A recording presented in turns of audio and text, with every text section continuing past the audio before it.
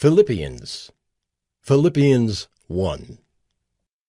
Paul and Timothy, servants of Christ Jesus, to all the saints in Christ Jesus who are at Philippi, with the overseers and deacons. Grace to you and peace from God our Father and the Lord Jesus Christ. I thank my God in all my remembrance of you, always in every prayer of mine for you all, making my prayer with joy because of your partnership in the gospel from the first day until now. And I am sure of this, that he who began a good work in you will bring it to completion at the day of Jesus Christ. It is right for me to feel this way about you all, because I hold you in my heart, for you are all partakers with me of grace, both in my imprisonment and in the defense and confirmation of the gospel. For God is my witness, how I yearn for you all with the affection of Christ Jesus. And it is my prayer that your love may abound more and more with knowledge and all discernment, so that you may approve what is excellent, and so be pure and blameless for the day of Christ, filled with the fruit of righteousness that comes through Jesus Christ, to the glory and praise of God. I want you to know, brothers, that what has happened to me has really served to advance the gospel, so that it has become known throughout the whole imperial guard, and to all the rest, that my imprisonment is for Christ. And most of the brothers, having become confident in the Lord by my imprisonment, are much more bold to speak the word without fear. Some indeed preach Christ from envy and rivalry, but others from goodwill. The latter do it out of love, knowing that I am put here for the defense of the gospel. The former proclaim Christ out of rivalry, not sincerely, but thinking to afflict me in my imprisonment. What then? Only that in every way, whether in pretense or in truth, Christ is proclaimed, and in that I rejoice.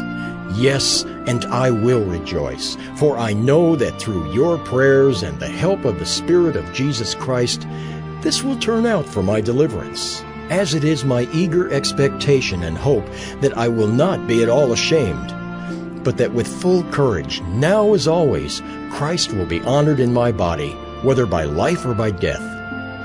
For to me, to live is Christ, and to die is gain. If I am to live in the flesh, that means fruitful labor for me. Yet which I shall choose, I cannot tell. I am hard-pressed between the two.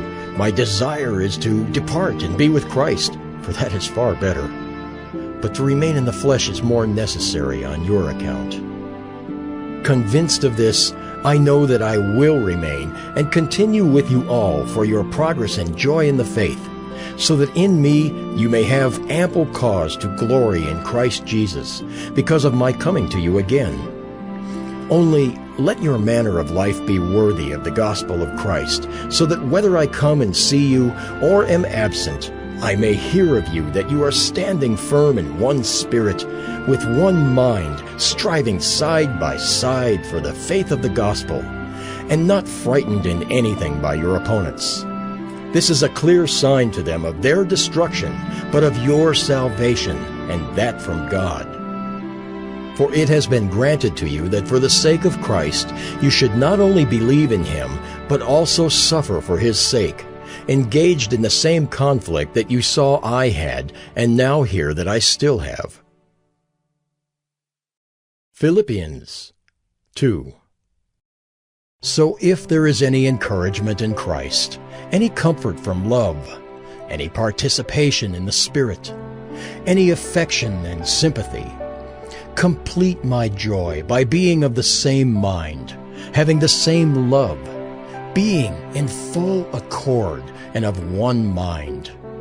Do nothing from rivalry or conceit, but in humility count others more significant than yourselves.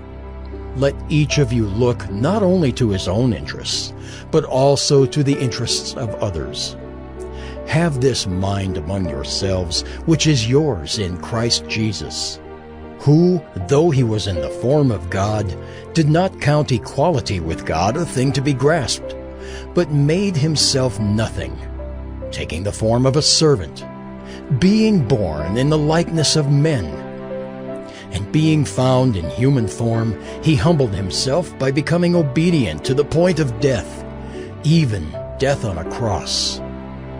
Therefore, God has highly exalted him and bestowed on him the name that is above every name, so that at the name of Jesus every knee should bow in heaven and on earth and under the earth, and every tongue confess that Jesus Christ is Lord, to the glory of God the Father.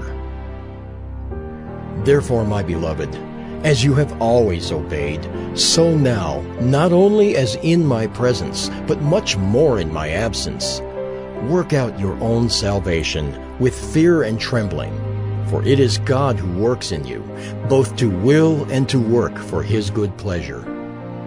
Do all things without grumbling or questioning, that you may be blameless and innocent, children of God without blemish in the midst of a crooked and twisted generation, among whom you shine as lights in the world, holding fast to the word of life, so that in the day of Christ I may be proud that I did not run in vain or labor in vain.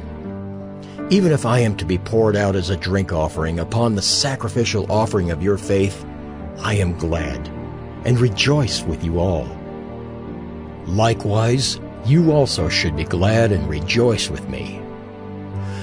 I hope in the Lord Jesus to send Timothy to you soon, so that I too may be cheered by news of you. For I have no one like him who will be genuinely concerned for your welfare. For they all seek their own interests, not those of Jesus Christ. But you know Timothy's proven worth, how as a son with a father he has served with me in the gospel. I hope, therefore, to send him just as soon as I see how it will go with me. And I trust in the Lord that shortly I myself will come also. I have thought it necessary to send to you Epaphroditus, my brother and fellow worker and fellow soldier, and your messenger and minister to my need. For he has been longing for you all and has been distressed because you heard that he was ill. Indeed, he was ill, near to death. But God had mercy on him, and not only on him, but on me also, lest I should have sorrow upon sorrow. I am the more eager to send him, therefore, that you may rejoice at seeing him again, and that I may be less anxious. So receive him in the Lord with all joy, and honor such men, for he nearly died for the work of Christ, risking his life to complete what was lacking in your service to me. Philippians 3. Finally, my brothers, rejoice in the Lord. To write the same things to you is no trouble to me and is safe for you. Look out for the dogs. Look out for the evildoers. Look out for those who mutilate the flesh. For we are the circumcision who worship by the Spirit of God and glory in Christ Jesus, and put no confidence in the flesh, though I myself have reason for confidence in the flesh also. If anyone else thinks he has reason for confidence in the flesh, I have more. Circumcised on the 8th day, of the people of Israel, of the tribe of Benjamin, a Hebrew of Hebrews, as to the law, a Pharisee, as to zeal, a persecutor of the church, as to righteousness under the law, blameless. But whatever gain I had, I counted as loss for the sake of Christ. Indeed, I count everything as loss because of the surpassing worth of knowing Christ Jesus my Lord. For his sake I have suffered the loss of all things, and count them as rubbish, in order that I may gain Christ, and be found in him, not having a righteousness of my own that comes from the law, but that which comes through faith in Christ, the righteousness from God that depends on faith, that I may know him and the power of his resurrection, and may share his sufferings, becoming like him in his death, that by any means possible I may attain the resurrection from the dead. Not that I have already obtained this, or am already perfect, but I press on to make it my own, because Christ Jesus has made me his own. Brothers, I do not consider that I have made it my own, but one thing I do, forgetting what lies behind and straining forward to what lies ahead, I press on toward the goal for the prize of the upward call of God in Christ Jesus. Let those of us who are mature think this way, and if in anything you think otherwise, God will reveal that also to you. Only let us hold true to what we have attained. Brothers, join in imitating me and keep your eyes on those who walk according to the example you have in us. For many of whom I have often told you and now tell you even with tears, walk as enemies of the cross of Christ. Their end is destruction. Their God is their belly, and they glory in their shame with minds set on earthly things. But our citizenship is in heaven, and from it we await a Savior, the Lord Jesus Christ, who will transform our lowly body to be like His glorious body, by the power that enables Him even to subject all things to Himself. Philippians 4. Therefore, my brothers, whom I love and long for, my joy and crown, stand firm thus in the Lord, my beloved. I entreat Euodia and I entreat Syntyche to agree in the Lord. Yes, I ask you also, true companion, help these women who have labored side by side with me in the gospel, together with Clement and the rest of my fellow workers, whose names are in the book of life. Rejoice in the Lord always. Again I will say, rejoice. Let your reasonableness be known to everyone. The Lord is at hand. Do not be anxious about anything, but in everything by prayer and supplication with thanksgiving, let your requests be made known to God. And the peace of God, which surpasses all understanding, will guard your hearts and your minds in Christ Jesus.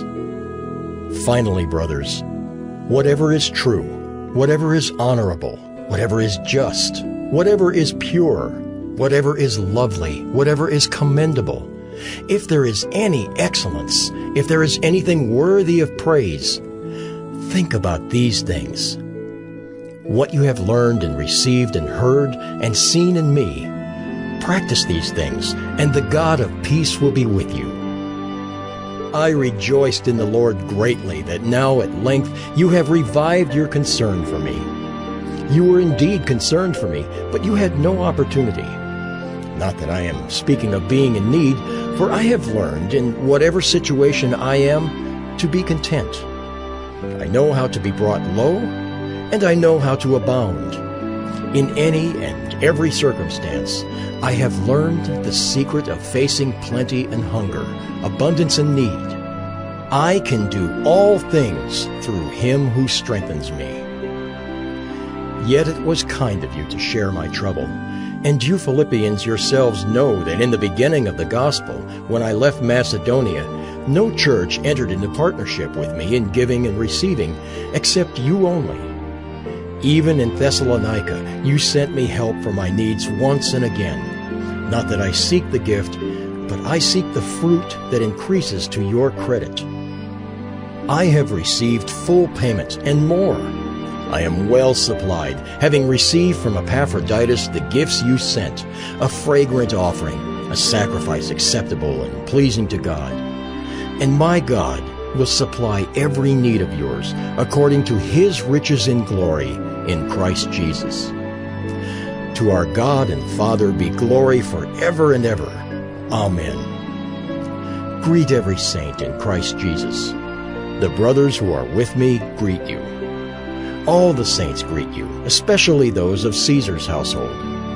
The grace of the Lord Jesus Christ be with your spirit.